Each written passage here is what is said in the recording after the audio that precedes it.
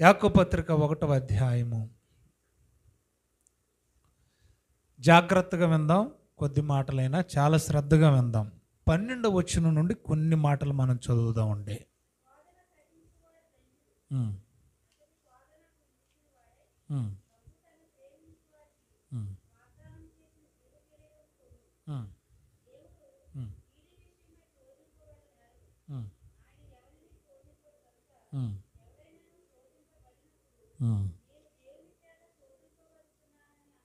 అనకూడదు.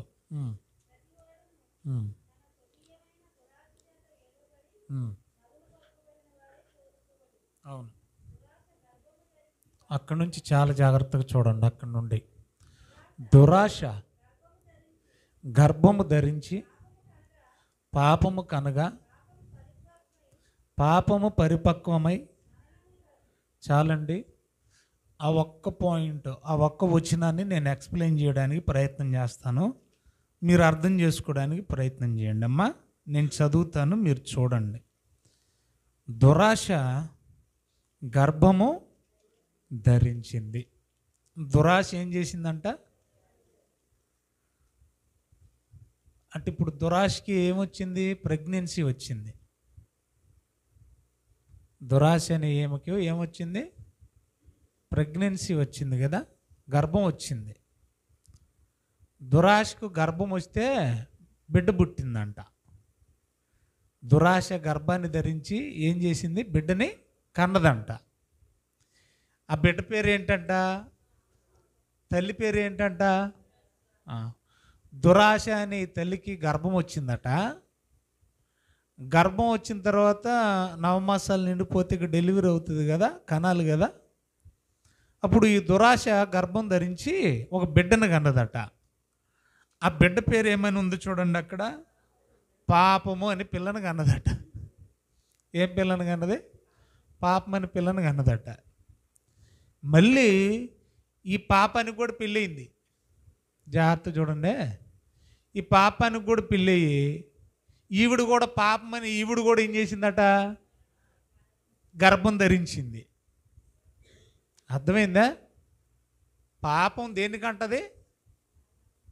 చూడండి, అక్కడ ఉంది కదా. పరిపక్వం అవడం అంటే ఏంటి? ఈవిడ కూడా గర్భం ధరించి 9 మాసాల నుండి, పరిపక్వం అంటే అదే కదా, కంప్లీట్ అయిపోయి ఈవిడ కూడా ఒక బిడ్డను కన్నదట. ఎవరు? పాపమని ఎవరు? దురాశ కూతురు. మీకు వరసలు తెలుసు కదా. దురాశ కూతురు ఎవరు? పాపం. పాపం కూడా గర్భం ధరించి ఓ బిడ్డను కన్నదట. ఆ బిడ్డ పేరు ఏంటంట? మరణము. ఇప్పుడు మరణం చూడాలి. దురాశకి ఏమవుద్ది? మనవరాలు. మనవడో మనవరాలో కదా, మనవ సంతానం. Very good. ఇది మనం బాగా అర్థం చేసుకోవడానికి ప్రయత్నం చేద్దాం. ప్రపంచం అంతా సర్వనాశనం అవడానికి గల మూలం ఏంటంటే ఈ దురాశ. సింపుల్గా చెప్తాను నేను. మనిషిని ఆశాజీవి అన్నారు. మనిషిని ఏ జీవి అన్నారు? ఆశాజీవి అన్నారు. ఆశ ఉండొచ్చు. ఆశ మనిషిని బ్రతికిస్తుంది. దీన్ని మనం ఇంగ్లీషులో హోప్ అంటాం, నిరీక్షణ అంటాం, ఎదురుచూపు అంటాం, విశ్వాసం అంటాం. ఆశ ఉండాలి మనిషికి. ఆశ మనిషిని బ్రతికిస్తుంది. దురాశ మనిషిని చంపేస్తుంది. మనిషికి ఆశ ఉండాలి, దురాశ ఉండకూడదు. ఆశ బ్రతికిస్తుంది, దురాశ ఏం చేస్తుంది? చంపేస్తుంది. బైబిల్లోకి వెళ్ళి కొన్ని మాటలు మనం ఆలోచన చేస్తే 1, 2, 3 వాళ్ళ మీద చెప్పేస్తాను. ఇప్పుడు దురాశ గర్భం ధరించి అన్నాం కదా. దురాశ నీ తల్లి ఏం చేసిందట? గర్భం ధరించిందంట కదా. మరి వాళ్ళ ఆయన ఉండాలిగా. ఏమండి మీకు అర్థమవుతుందా? ఇప్పుడు ఈవిడికి వాళ్ళ ఆయన లేకుండా గర్భం ఎలా వచ్చింది? వాళ్ళ ఆయన ఉండాలి కదా. వాళ్ళ ఆయన ఉన్నాడు. ఎవడు ఈ దురాశ మొత్తానికి టోటల్గా మూల పురుషుడు, తండ్రి అని అంటే బైబిల్ ఏం చెప్తుందో ఇప్పుడు చూద్దాం. మనం ఒకసారి బైబిల్లోకి వెళదాం. యోహాను సువార్త 8వ అధ్యాయం 44 వచనం చదువుదాం ప్రియులారా. యోహాను సువార్త 8వ అధ్యాయం 44 వచనం చూడండి దయచేసి. మీరు మీ తండ్రి యగు అపవాది సంబంధులు. అక్కడ అపవాదిని ఏమని సంబోధిస్తున్నాడు? తండ్రి. అక్కడ తల్లి ఎవరు? యాకోబు పత్రిక 1:15లో దురాశ తల్లికి. ఏమండి భర్త ఎవరు?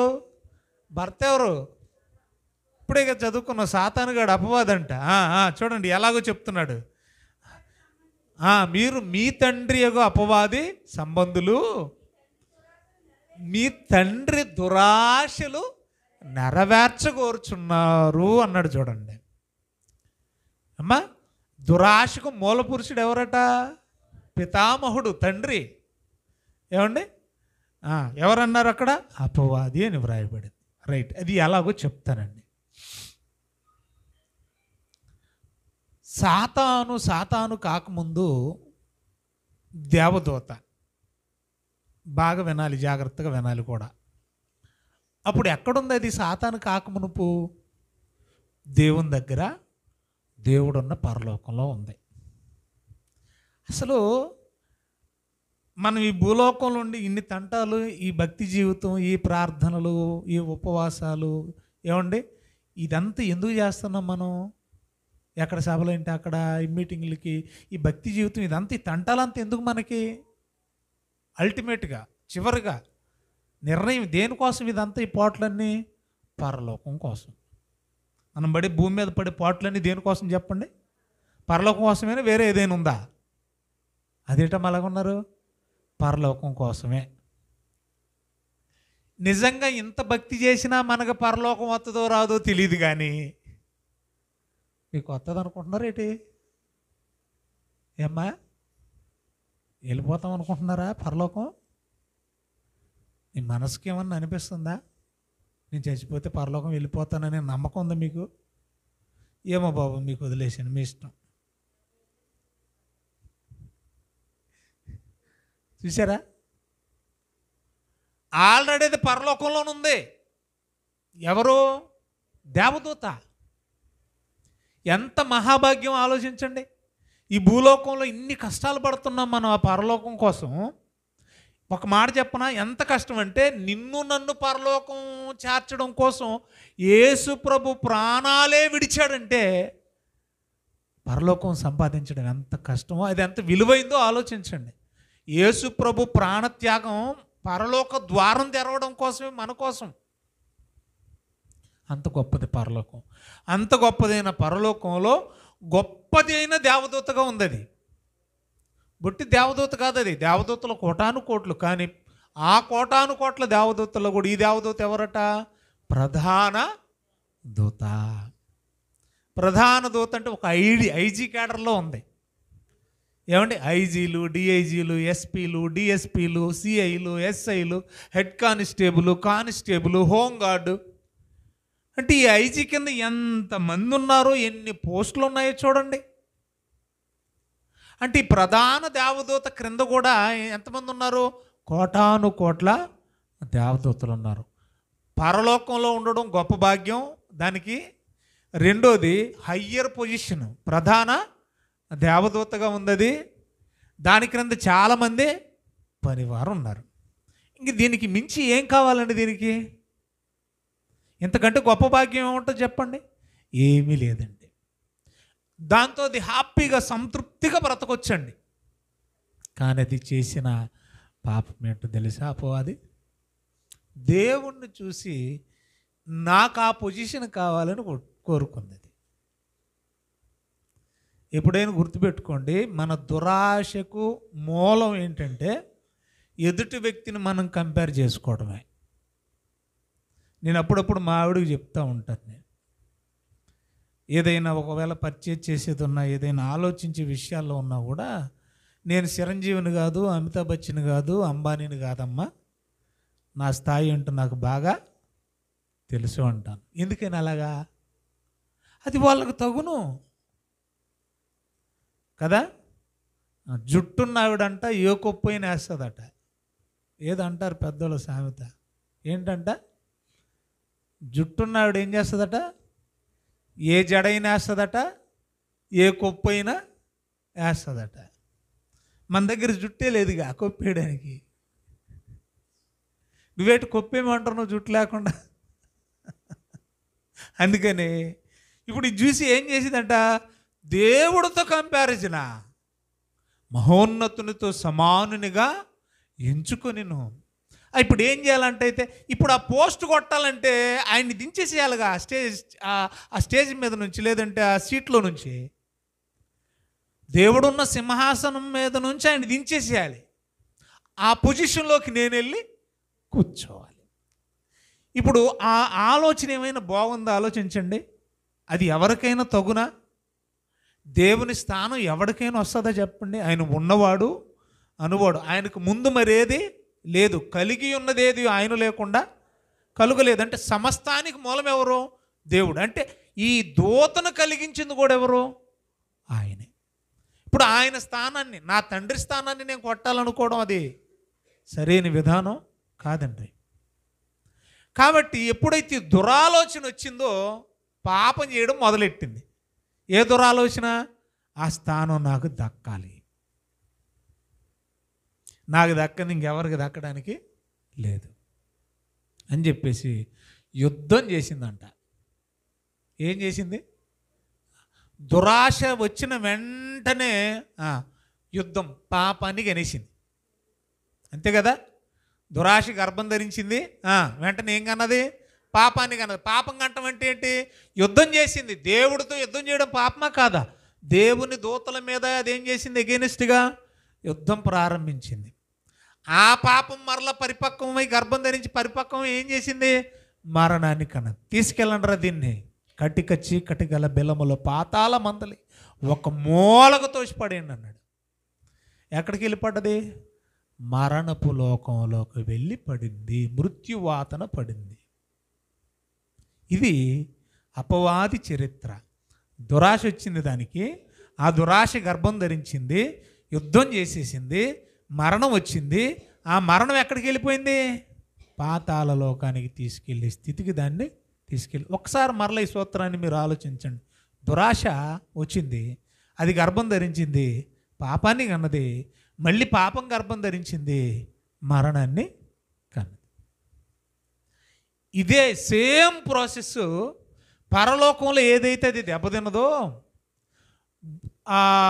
కటిక చీకటి గల బెలంలో నుండి కొన్నాళ్ల పాటు దాన్ని విడిపించాడు. పేతురు రాసిన పత్రికలో చాలాసార్లు మనం చదువుకున్నాం కదా. కొన్నాళ్ల పాటు దాన్ని ఏం చేశాడంట? విడిపించేశాడు దేవుడు. అలా విడిపించేసినప్పుడు అది భూమి మీదకి వచ్చింది. అప్పటికే భూలోకంలో మానవుని అవాదాములను దేవుడు సృజించాడు. సృజించినప్పుడు మొట్టమొదటిగా ఏదెను వనంలోకి వచ్చింది. విడిపించిన తర్వాత ఎక్కడికి వచ్చింది? కొన్నాళ్ల పాటు విడిపించిన తర్వాత ఎక్కడికి వచ్చింది? ఏదెను వనంలోకి వచ్చింది. ఏదెను వనంలోకి వచ్చిన వాడు పాతాళానికి వెళ్ళిన వాడు బుద్ధి మారలేదు. అక్కడికి వచ్చి పరలోకంలో ఏదైతే వాడు దెబ్బతిన్నాడో అదే ప్రాసెస్. నేను సేవకుణ్ణి కాబట్టి, నేను ఇంట్లో పనోడిని కాబట్టి కదా, ఇంట్లో ఏమంటారు మీరు, జీతగాన్ని కాబట్టి నన్ను ఇలా చేశాడు, ఒకవేళ తన పిల్లలైతే అలాగే చేస్తాడా అని పిల్లల్ని రేపాడు. అవ్వాదాముల దగ్గరకు వచ్చి రేపిన విధానం కూడా ఇదే. రావడమే వాడు ఎలాంటి దురాశతో వీళ్ళని రెచ్చగొట్టి రేపేశాడంటే, ఏటి పండు తినొద్దన్నాడా? ఎందుకు వద్దన్నాడు తెలుసా మీకు? తింటే మీరు ఆయనలాగా అయిపోతారని. ఆయనలాగా అవడం ఆయనకి ఇష్టం లేదు. ఆయనలాగా మనం అవడం ఆయనకి ఇష్టం లేదు. తిండి చచ్చిపోతారా? సావరు. చచ్చిపోతే మరి ఆయన కూడా చచ్చిపోయినట్టే కదా. మీరు ఆయన అంశ, ఆయన వంశ కాబట్టి మీరు తింటే మాత్రం ఖచ్చితంగా చెప్తున్నాను, దేవత వలే ఉందురు అంటాడు అక్కడ 3వ అధ్యాయం ఆదికాండంలో. ఏమండి, మీరు తినుదినము నా చావనే చావరు, మరి ఏమైపోతారు? దేవుళ్ళు అయిపోతారు మీరు. అప్పుడు మొట్టమొదటిగా చెప్పండి, ఇద్దరిని టచ్ చేస్తే ఈ దురాశకు లోబడింది ఎవరో చెప్పండి, మీరే చెప్పండి. అమ్మ గట్టిగా చెప్పండి. అంటే నాకు కొంచెం కుడి చెవి ఆపరేషన్ అయింది, ఎడం చెవి సరిగ్గా పట్టడంలే. గట్టిగా చెప్పండి. అంటే నాకు వినపడాల. చెప్పండి అమ్మ గట్టిగా. అవ్వ ఆ ఫిలాసఫీ అంటారో ఆ సైకాలజీ అంటారో నాకు తెలియదు, కానీ ఇప్పటికీ ఎక్కువ దురాశల్లో పడే శాతం సంఖ్య స్త్రీలే. అమ్మోళ్ళ నుంచి తోసుకొచ్చేస్తున్నారు ఏటో మరి. ఆ రోజు అవ్వబడ్డది, నేటికి కూడా ఎక్కువ శాతం పడిపోయేవాళ్ళు ఎవరు? లోబడిపోయేవాళ్ళు దురాశకి. తర్వాత దురాశలో పడి ఏమండి ఈరోజు ఆత్మహత్యలు కానివ్వండి, అత్యాచారాలు కానివ్వండి, తమను తాము హ్యాంగింగ్ చేసుకోవడం కానివ్వండి, ఇవన్నీ ఎందుకు జరుగుతున్నాయి తెలుసా? వీటన్నిటికీ మూలమేంటో తెలుసా?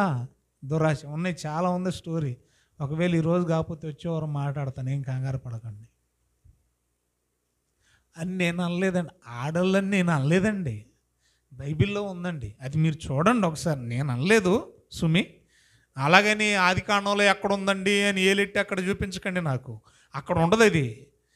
యెహోవా వాక్యం కొంత ఇచ్చట కొంత అచ్చట వచ్చును. అది ఎక్కడుందో తెలియాలంటే మనం ఇంకో చోటకి వెళ్ళాలి, బైబిల్లోకి. పరిశుద్ధాత్మ దేవుడు రాయించిన చూడండి దయచేసి, బైబిల్ ఎంత చక్కని మాట రాయబడిందో. తిమోతికి రాసినటువంటి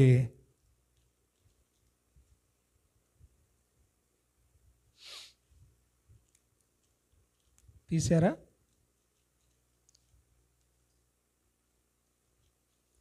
మొదటి పత్రిక, రెండో పత్రిక చూడమ్మా, 3వ అధ్యాయం 6వ వచనం చదవండి. 3వ అధ్యాయం 6వ వచనం చూడండి. తిమోతికి రాసిన రెండో పత్రిక 3వ అధ్యాయము 6వ వచనం. అమ్మా 3వ అధ్యాయం 6వ వచనమేనా అమ్మా? పాపభరితులై, కొంచెం ఘనముగా చదవము. పాపభరితులై నానా విధములైన దురాశల వలన నడిపింపబడి, మళ్ళీ ఒకసారి అది రిపీట్ చేయి తల్లి. దేని వలన నడిపింపబడి? అది మన పాయింట్ అది కదా. దురాశల ఎలాంటివట? నానా విధములైన దురాశల వలన నడిపింపబడి ఎల్లప్పుడూ, అమ్మ అది తప్పమ్మ బాబు, అలా చేయకూడదమ్మా బాబు, అలా అనకూడదమ్మా బాబు, అలా ఉండకూడదమ్మా బాబు అని ఎన్ని ప్రసంగాలు చెప్పినా నేర్చుకుంటానే ఉంటారంట, వింటానే ఉంటారంట, కానీ దురాశ మాత్రం వదలరంట. ఏమంట? ఎల్లప్పుడూ నేర్చుకొనుచున్నను. వాళ్ళు ఈ అనుభవంలోకి, ఎక్స్పీరియన్స్లోకి రారంట. అంటే దురాశలకి ఎక్కువ అట్రాక్ట్ అయ్యేది ఎవరంట? స్త్రీలే. అనుభవ జ్ఞానము లేని స్త్రీలు అన్నాడు చూడండి. ఆడ స్త్రీలు అన్నాడు, పురుషులు అన్నారు, మీరు చెప్పండి. ఏమండి? స్త్రీలే కదా అన్నాడు. అవివేక స్త్రీలే, ఏదైతే స్త్రీయేగా, స్త్రీలే కదా. రైట్. ఇప్పుడు ఈవిడ లోబడిపోయిందండి. వెంటనే ఎప్పుడైతే ఈ దురాశ ఏం చెప్పింది? మీరు దేవతలైపోతారు అనగానే, అబ్బో అవునా, అందుకన్నా దేవుడు మమ్మల్ని తినొద్దన్నాడు, సరే అయితేనే అని చెప్పేసి, ఎలాగైతేనేమి దురాశ కదా, బీజం వేసిందా, గర్భం ధరించిందా, పాపం కనాలి కదా, పండు కోయడమే పాపం, ఆజ్ఞ అతిక్రమమే పాపం. తినొద్దు అన్నాడు, వెంటనే ఏమొచ్చింది? సావు రాలేదు కదండి అయ్యగారు, బాగానే బతుకున్నారు కదండి అనుకోకండి. ఎప్పుడైతే ఏదేను వనములో నుండి వారిని బయటికి గెంటేశారో ఆ మరుక్షణమే వాళ్ళు చచ్చారు. అంటే ఎలాగ చచ్చిపోయారు? అది దేవునికి దూరం అవడం, దేవుని సన్నిధికి దూరం అవడం. ఏమండి? దేవునికి ఎడబాటు అవ్వటమే మరణం. మరణం అంటే ఏంటో కాదు, దేవునికి దూరం అయిపోవడమే మరణం. రేపు మాట్లాడతాను ఏది నిజమైన మరణం అని. అర్థమవుతుందా? శరీరాన్ని విడిచిపెట్టేది కాదు నిజమైన మరణం, దేవునికి శాశ్వతంగా దూరం అయిపోయేదే నిజమైన చావు. ఇప్పుడు అదే సూత్రాన్ని వీళ్ళ మీద ప్రయోగిస్తే వీళ్ళు కూడా సాతాను సూత్రానికి బలి అయిపోయారు. మళ్ళీ చెప్పాడు. ఏమని చెప్పాడు చూడండి, మళ్ళీ చెప్పండి ఒకసారి. దురాశ, అవాదాములకు వచ్చిన ఆశ, రేపబడిన ఆశ గర్భం ధరించి పాపాన్ని కంటే ఆ పాపం కూడా గర్భం ధరించి చివరాఖరికి ఏం కన్నది? మరణాన్ని కన్నది. చరిత్రలో మరొక సందర్భాన్ని నేను చూపిస్తా. ఇశ్రాయేలీలు ఐగుప్తులో ఉన్నారు 430 ఏళ్ళు. అసలు వాళ్ళు ఎందుకు ఏడ్చారండి? తినడానికి అన్నీ ఉంటే, ఉండడానికి అన్ని వస్తువులు బాగుంటే, వాళ్ళకి ఏ కష్టం లేకుండా సుఖంగా ఉంటే ఆడాల్సిన పని ఏమొచ్చింది? ఏడ్చారా? ఎంతగా ఏడ్చారు? 3వ అధ్యాయము నిర్గమకాండం 3వ అధ్యాయం తీశారమ్మా? తీద్దాం, అందరు బైబిల్ తీద్దాం. సరిగ్గా డైరెక్ట్ వచ్చినని చెప్తున్నాను. 7వ వచనం చదవండి. మరియు యెహోవా ఇట్లా నేను ఐగుప్తులోనున్న నా ప్రజల బాధను అన్నాడు. ఎవరు మాట్లాడుతున్నారు? దేవుడు మాట్లాడుతున్నాడు. ఐగుప్తులో ఉన్నది ఎవరు? ఇశ్రాయేలీలు. ఆ ఇశ్రాయేలీలు పడుతున్న బాధను నిశ్చయముగా చూచి తిని అన్నాడు. అంటే ఎంత బాధ పెడుతున్నాడో ఫరో ఇశ్రాయేలీలు ఆలోచించండి. రైట్. పనులలో తమ్మును కష్టపెట్టు వారిని బట్టి వారు పెట్టిన మొర్రను వింటిని అన్నాడండి. అంటే ఏం పెట్టారు ఇశ్రాయేలీలు ఐగుప్తులో ఉండి? మొర్ర పెట్టారంట. అన్ని సుఖంగా ఉంటే మొర్ర ఎందుకండి అండి?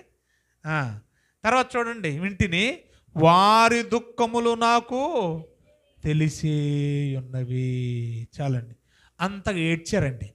అప్పుడు దేవుడు మోషేను, షార్ట్కట్లు చెప్తున్నాను, మోషేను మరి దేవుడు నాయకుడిగా నియమించి అన్నను సహకారిగా అహరోన్ని ఇచ్చి ఐగుప్తులో నుంచి విడిపించి కనాను అనగా దేవుడు వాగ్దానం చేసిన భూమికి నడిపించే క్రమంలో కొంత దూరం వెళ్ళిపోయిన తర్వాత దేవుడు ఎంతగా వారిని పోషిస్తున్నాడంటే, వారు దాదాపు 40 ఏళ్ళు ప్రయాణం చేసినా వాళ్ళ బట్టలు పాతగిలిపోలేదంట, చెప్పులు వారు అరిగిపోలేదంట.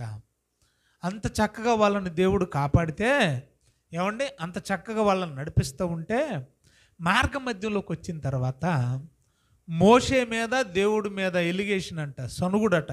మామూలు సనుగుడు కదా, నస అంటాం కదా మనం. ఏంద్రా బాబు ఈ నసేంద్ర బాబు అంటాం చూసి ఏమంటారు మీరు దాన్ని? నసేనా? ఏమంటారు మీరు? నస. ఈ నసేంద్ర బాబు అని అనుకుంటాం మనం. మామూలు నస పెట్టలేదంటే వీళ్ళు తినేశారట. ఎంత బడాయి కబుర్లు అంటే చూడండి, కొంతమంది అంటే మేము చాలా గొప్ప అని చెప్పుకోవడానికి, వాస్తవానికి ఉండడానికి పంపడదు కానండి. మా ఇల్లు చిన్నపిల్ల, మీకు తెలుసు మా ఊర్లో ఎలా ఉంటుందంటే, మా ఇంటి పక్కన ఇల్లు ఉంటుంది గుడిసె, మా ఇల్లు పెద్ద బంగళా, మా ఇంట్లో 2 ఏసీలు.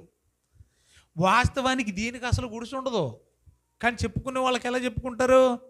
బాడాయికి చెప్పుకుంటారు. ఎందుకు అలా చెప్పుకోవడం అంటే, మేము అంత ఇది అన్నట్టు అనిపించుకోవడానికి మాత్రమే తప్ప వేరే ఏమీ కాదు. అంతకంటే బడాయిలు ఎవరో? ఇజ్రాయేలీలు. దిక్కుమాలి సాగు చేస్తుంటే అక్కడ రోజుకొకడు చచ్చేవాడు. ఆ బరువులు మోయలేక. ఇప్పటికే ఈజిప్ట్ పిరమిడ్లు చూడండి మీరు, కనీసం యూట్యూబ్లోనన్నా చూడండి. అది ఏదో ఏనుగులతోనో లేకపోతే పెద్ద పెద్ద వాటితో లాగేసి క్రెయిన్లతో ఇప్పుడున్నట్టుగా కట్టినవి కాదు. అది ఆనాటి బానిసలుగా ఉన్న మనుషులు ఇశ్రాయేలీలతోనే వాటిని అన్నిటిని కూడా కట్టించారు. ఎప్పటికీ కూడా ఇంత టెక్నాలజీ వచ్చినా కూడా ఇప్పుడు ఉన్న టెక్నాలజీతో అలాంటి పిరమిడ్ కట్టమనండి, ఎవడైనా కడతాడేమో? అది ఎవరికి సాధ్యం కాదు. అది అన్ని కట్టించింది ఎవరో తెలుసా? దగ్గరుండి యోసేపు. సరే, విషయానికి వద్దాం. అంత కుక్క సాగు చేస్తూ ఉంటే దేవుడు కనికరించి వాళ్ళ కన్నీళ్ళు చూసి మొర్రను చూసి బయటకు లాక్కొస్తే సంఖ్యాకాండంలో ఏమంటున్నారు ఇప్పుడు చూద్దామండి ఒకసారి. 11వ అధ్యాయము 4వ వచనం నుండి. సంఖ్యాకాండం 11వ అధ్యాయము 4వ వచనం నుండి.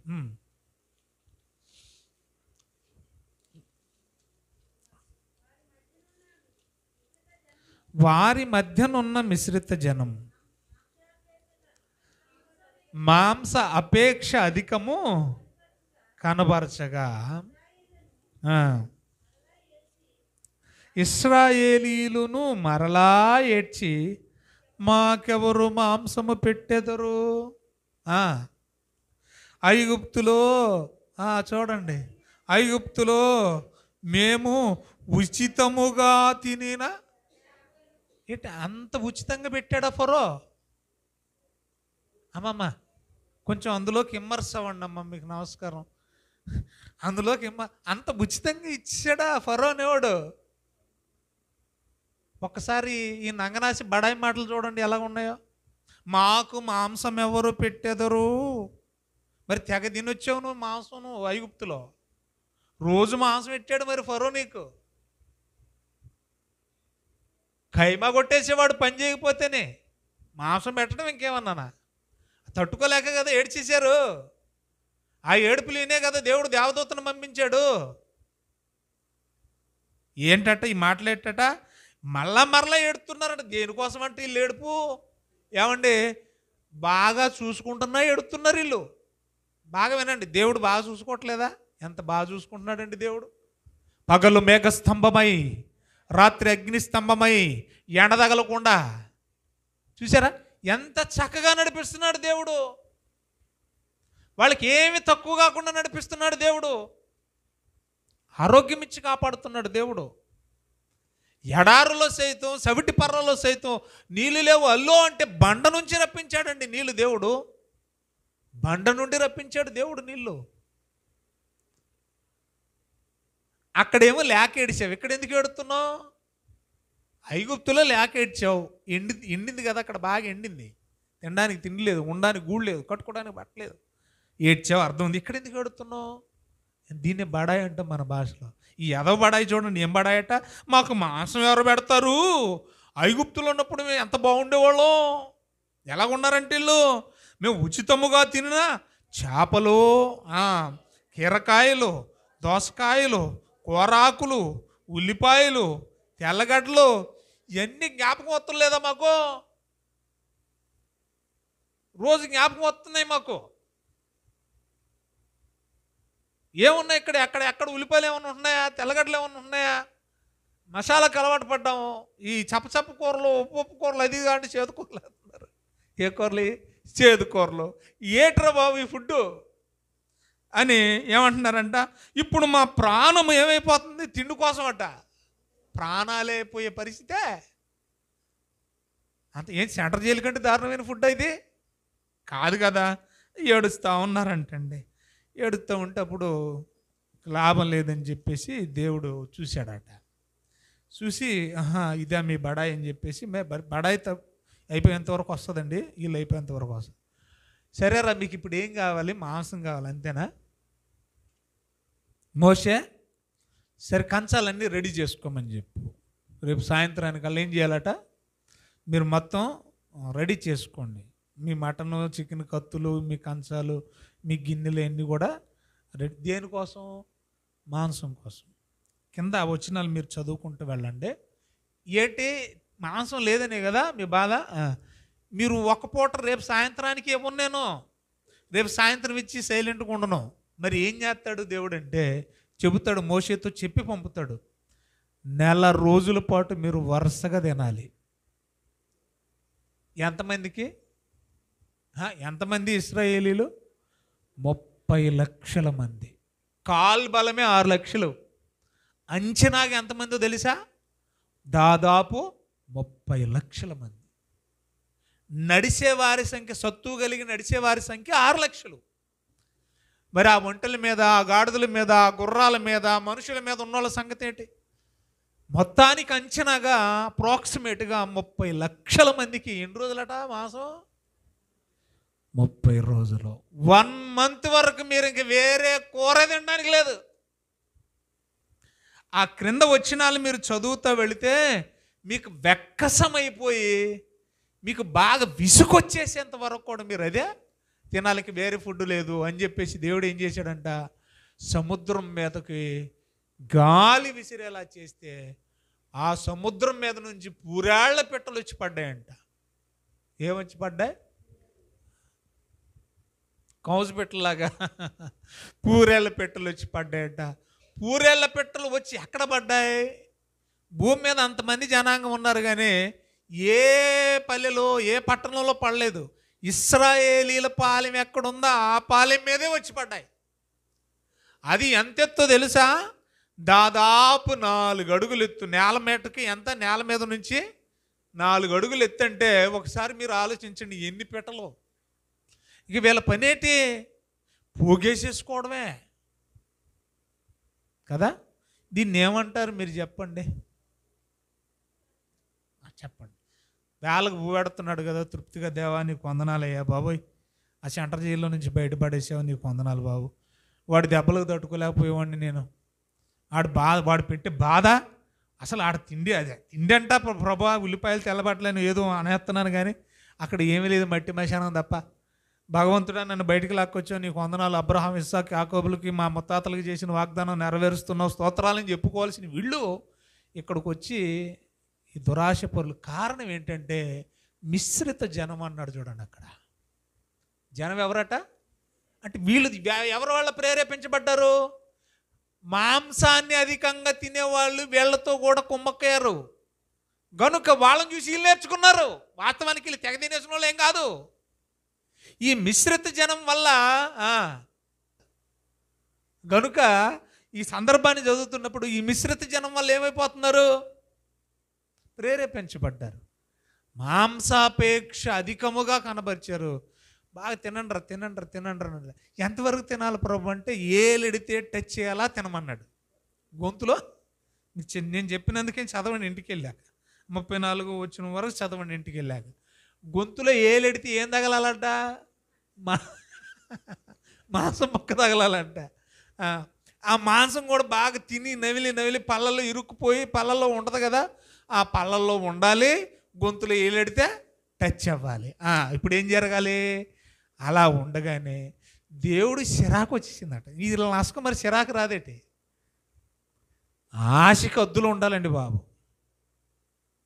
వీళ్ళ దురాశకి దేవుడు చిరాకు వచ్చేసి, ఏంటి మీకు సజీవమైన ఒక మంచి పాలు తేనెలు ప్రవహించి దేశాన్ని ఇవ్వాలని నేను ఆశపడుతుంటే మీరు తిండి కోసం దెబ్బలాడుతున్నారా?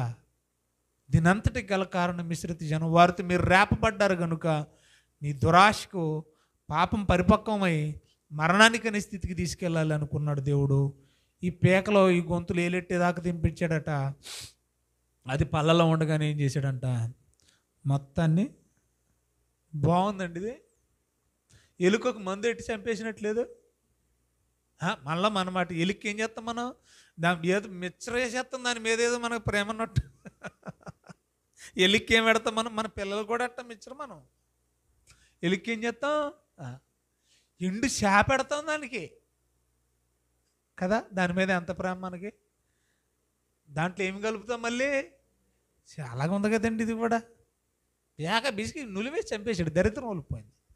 చంపేస్తే చచ్చారా? చచ్చిపోయారు. చాలామంది చచ్చిపోయారు. చచ్చిపోతే ఆ స్థలానికి ఆ రోజు ఏమని పేరు పెట్టాడు చూడండి దయచేసి. ఏమని పేరు పెట్టాడు? డైరెక్ట్గా మనం ఆ వచనాన్ని మనం చదువుదాం. కిబ్రోతు చదవమ్మా. ఎన్నో వచ్చినావు అక్క? చదవండి. 33, 34. మాంసము వారి పండ్ల సందులో ఉండగానే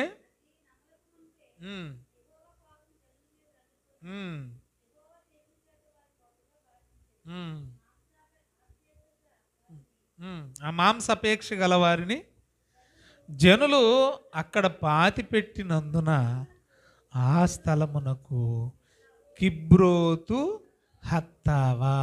హత్తావా అంటే కింద ఏముందో చూడండి పుట్టినోట్లో.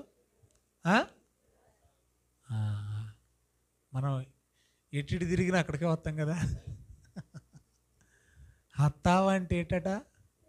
అత్తావా పాతావా ఇదేదో తెలంగాణ భాష అనుకుంటే గట్లనా అంటే కుదరదు. మరి వాళ్ళు అలాగంటారు హత్తావా. హత్తావా ఇది. హత్తావా అంటే ఏంటి? దురాశ. దురాశ ఏం చేసింది? వెళ్ళే చంపేసింది. మరణం. దురాశ గర్భము ధరించి పాపాన్ని కంటే దేవునికి ఎగెనిస్ట్గా వాళ్ళు ఏమండి పోరాటం చేశారు, తిరగబడ్డారు దేవుని మీద. పాపం కదా. పాపము పరిపక్వమై మరణాన్ని కన్నది. చచ్చారా లేదా? ఆఖరికి చచ్చిపోయారు. నీ దగ్గర ఇచ్చే స్తోమత ఉందో లేదో చూసుకొని వాగ్దానం చేయి. ప్రభుత్వాలే కాదు, మనుషులుగా మనం కూడా మనం చేయగలిగితేనే మాట ఇవ్వాలి, లేకపోతే చేయకూడదు. ఏమండి, అమ్మఒడి అనేది మనలాంటి వాళ్ళకేమో కానీ మీరు నమ్మితే నమ్మండి, నమ్మకపోతే లేదు, ఏజెన్సీలో ఉన్న బిడ్డలకి చాలా అవసరం. ఆ కర్నూలు, కడప, చిత్తూరు ఏమండి ఆ పరిసర ప్రాంతాల్లో ఎక్కువగా, అది కూడా చాలా దారుణంగా మెట్టేరియా అండి. ఆ ప్రాంతాలలోకి వెళితే మీరు ఒక్క పూట ఉండలేరు, చచ్చి కూర్చుంటారు ఈ ఎండాకాలం అయితే. అంత దారుణమైన పరిస్థితి అన్నమాట. అక్కడ కష్టపడతా ఉంటారండి. ఆ మధ్యకాలంలో బిగ్ బాస్లో ప్రశాంత్ అనే ఒక అబ్బాయి వచ్చాడు కదా, వాళ్ళ ఏరియాకి మీరు వెళ్ళారంటే ఇంకా దారుణంగా ఉంటుందండి. కనుక అలాంటి వాళ్ళకి మనం మాటిచ్చేసి మీ ఇంట్లో 10 మంది ఉంటే 10 మంది పిల్లలకి అమ్మోడు, 5గురు ఉంటే 5గురికి, 2 ఉంటే 2 అలాంటి వాళ్ళకి మాటిచ్చి మనం మాట తప్పామంటే చాలా తప్పు అండి, అది చాలా పాపం అండి అది. ఇప్పుడు మన ఊర్లో ఒక 4-5 చర్చిలు ఉన్నాయండి. రేపు ఆదివారం నుంచి వరుసగా 1 సంవత్సరం పాటు మా చర్చికి వస్తే ఒక్కొక్కరికి 50,000 ఇస్తానన్నాను అనుకోండి. నేను ఏమండి, నేనంటే ఇష్టం లేకపోయినా 50,000 కోసం వచ్చేస్తారండి. వస్తారా రారా చెప్పండి, వచ్చేస్తారండి. ఇప్పుడు సంవత్సరం అయిపోయిందండి, ఈ రోజు ఇంక డబ్బులు ఇచ్చే రోజు అండి. అర్థమవుతుంది మీకు? ఈ పాటికి మొత్తం చర్చి అంతా నిండిపోయింది. మొత్తానికి ఎదురున్న స్థలం కూడా కొనేసాను, ఎందుకంటే జనం వచ్చేసారు కదా, పెద్దది కట్టేశాను, అయిపోయింది. ఈ దేనికోసం ఎదురు చూస్తున్నారు? 50,000 కోసం ఎదురు చూస్తున్నారు. పాప ఒకసారి నీ అకౌంట్ తీసిరా, నీ పాస్బుక్ తీసుకురా అన్నాను అనుకోండి, చేతులు నలిపేసుకుంటా. అప్పుడు ఏమనుకుంటారు మీరు? అదేంటంటే అయ్యగారు అబద్ధాలు ఆడతారా, ఆయన దగ్గర ఉండకుండా మాటిచ్చేస్తారేంటి అంటే, చూశాను కానండి మా ఆవిడకి అకౌంట్ ఉందని చూశాను కానండి, ఆ అకౌంట్లో డబ్బులు ఉన్నాయని చూడలేదండి అన్నాను అనుకోండి. అప్పుడు ఎలా ఉంటుంది మీకు? నోట్లో నుంచి రాకూడని మాటలు వచ్చేస్తాయి, రావా? ముందు చూసుకొని కదా ఎదవ ఏడవాలి. అసలు డబ్బులు ఉన్నాయో లేవో చూసుకోకుండా, నువ్వు చేయగలవో లేదో చూసుకోకుండా నువ్వు మాట ఎలాగిస్తావయ్యా? ఇంత చిన్న విషయం ఇది. ఇప్పుడు ప్రతిదానికి ప్రజలు తిరగబడి అడుగుతుంటే ఎవరి పాలనలో ఉన్నా తిరగబడతారండి. మేలు చేయలేనప్పుడు, ఇచ్చిన మాట నెరవేర్చలేనప్పుడు ప్రజలకు ఆశ పెట్టారు కదా, జనాలు కూడా అలాంటి వాళ్ళేనండి కదా, అత్యాశపరులు కదా. ఇప్పుడు అంటున్నారు ఏమని, మా ఖజానా ఖాళీ అయిపోయిందండి. ఏమైపోయిందంట? ఖజానా డబ్బులు లేవట. ఖజానా అసలు ఖజానాలో డబ్బులు ఉంటాయా ఉండవా? మీరు ఇన్నేళ్ళు 30 ఏళ్ళు పరిపాలన ఇండస్ట్రీ, 30 years ఇండస్ట్రీ అంటావు, మరి ఉంటాయో ఉండవు నీకు తెలియకుండా ఇన్ని ప్రమాణాలు ఎలాగ చేసేవయ్యా? అలా చేస్తే నువ్వు జనాలను కాదు మోసం చేసింది, దేవుణ్ణి మోసం చేసావు. జాగ్రత్త. చూడండి బైబిల్ ఏమైనా వ్రాయబడిందో. ప్రసంగి గ్రంథం, దయచేసి బైబిల్ ఓపెన్ చేద్దాం. ప్రసంగి గ్రంథం ముగించుకుందాం, ఇక మిగతా విషయాలు వచ్చేవారం మాట్లాడుకుందాం. ప్రసంగి గ్రంథం తీశారమ్మా, తీర్తి అనండి పోని. 3వ అధ్యాయము 13వ వచనం. దానికి ముందు ఒకసారి సామెతల గ్రంథానికి వద్దాం, మన్నించండి. 17వ అధ్యాయం 5వ వచనం. సామెతల గ్రంథం 17:5. బేదలను ఎక్కిరించువాడు. ఇది ఎగతాళి కాదా? నువ్వు చెయ్యవు, నువ్వు కేవలం సింహాసనం కోసమే, సీటు కోసమే జనాలకి మాయ చేసి మోసం చేసి వాళ్ళకి ఏం చేసావు? మాటిచ్చేసావు, నీకు అజ్జాత్త ఇజ్జాత్త అజ్జాత్త అజ్జాత్త. మొన్న అచ్చెన్నాయుడు గారు అంటున్నారు సమావేశాల్లో మాట్లాడుతూ, ఆల్రెడీ మా ప్రభుత్వం ఇప్పటికే 60% అన్ని కంప్లీట్ చేసిందట. ఇది ఎంత ఎటకారం అంటే అంత ఎటకారం అండి. సరిగ్గా వచ్చి సంవత్సరం కూడా కాలేదు, నీకు అప్పటికే 60% కంప్లీట్ చేశారు. మీరు చేసిన ప్రమాణాలు మాట్లాడడానికి అదుపన్నా ఉండొద్దు. మోసం చేశారండి ప్రజల్ని. ప్రజలు కూడా అలాంటి వాళ్ళు కావాలి. ఇలాంటి వాళ్ళకి తొక్కితేనే కానీ వీళ్ళకి సిగ్గురాదు. బేదలను ఇస్తానని ఇవ్వకుండా ఎక్కిరించి హేళన చేసి మోసం చేస్తున్నావే, అలా బేదోళ్ళకు అన్యాయం చేసిన వాడు ఏమన్నాడు చూడండి, వారి సృష్టికర్తను నిందించువాడు. జాగ్రత్త. నువ్వు ఎగతాళి చేసింది, నువ్వు మోసం చేసింది, నువ్వు నమ్మించి గొంతు కోసింది ఎవరినో తెలుసా? దేవుణ్ణి. దేవుడు వెక్కిరింపబడడు. దేవుడు ఏం చేయబడడు? జాగ్రత్త. చూస్తాడు. చెబితే వెళితే తెల్లారిపోద్ది. దీని అంతటికి మూలం ఏంటంటే ధనం, అధికారం, సుఖం, భోగం. నేను అందంగా కనపడాలి అని చెప్పేసి హైమావతి అక్క గారు బంగారం పెట్టేసుకుందని నాకు బంగారం కావాలంటే మా ఆవిడకి నేను ఎక్కడదేను? అందం బంగారంలో వచ్చేస్తుందేటి? ఇప్పుడు అందుకే నీ ఎంత కూడా ఎందుకు చెప్తున్నానంటే దురాశ. మా బావగారు ఏదో బిజినెస్ చేస్తాడు కాబట్టి వచ్చేసింది, మరి నీకు నేను ఎక్కడ తీసుకురాను? ఉండకూడదు. ఇప్పుడు నేను ఈవిడ కోసం నేను ఏం చేయాలి? మరి నా దగ్గర ఏమీ లేకపోయినా అప్పు చేయాలి. అప్పు చేయాలంటే ఈఎంఐలు కట్టాలి. ఈఎంఐలు కట్టలేకపోతే వాడు వచ్చి ఇంటి ముందు కూర్చుంటాడు, కోర్టు అంటాడు, గొడవలు అంటాడు, కేసు అంటాడు. అప్పుడు నేనేం చేయను? ఈరోజు అత్యాచారాలు ఇవన్నీ ఎందుకు జరుగుతున్నాయి, ఆత్మహత్యలు ఎందుకు జరుగుతున్నాయి అని అంటే ఎదుటోళ్ళని చూసి వాతేసుకోవడం, వాళ్ళని కంపేర్ చేసుకొని మనం వాళ్ళలా ఉండాలని కోరుకోవడం. వాళ్ళకి జరిగిపోతుంది అలాగా, వాళ్ళకి రొటీన్ అవుతుంది అలాగా, మనకు అవ్వట్లా. కాబట్టి ఇప్పుడు ప్రసంగి 3:13 మనం చదివితే అక్కడ ఏమని రాయబడిందంటే మనం ఎదుటోళ్ళని చూసి వాతెట్టుకోకూడదు. ఇప్పుడు గోపికి బుల్లెట్ ఉందని చెప్పేసి నేను ఇప్పుడు బుల్లెట్ కొనాలా అంటే మళ్ళీ మనమాట. గోపి గారికి ఉందని నేను కొనాలా? నాకు అవసరమా? ఆయనకు అవసరం, ఆయన బిజినెస్ అది. ఆయనకి బండి లేకపోతే పని అవదు. నాకు కూరగాయలకు రాజనగరం వెళ్ళాలి, నాకు లోన ఉన్న సరిపోద్ది, పని అయిపోద్ది. నేను ఆయన్ని చూసి ఎక్కడ తెట్టుకోను, ఎక్కడ తెచ్చి డబ్బులు కట్టను. సీని గారి దగ్గర యాపిల్ ఫోన్ ఉందని చెప్పేసి నాకు కూడా యాపిల్ ఫోన్ అన్నాడు అనుకోండి మావాడు, యాపిల్ పండు అయితే తెస్తాను కానీ ఫోన్ తేలని రా నేను. ఆయనకి నడిచింది అలాగా, ఆయన బిజినెస్ అది.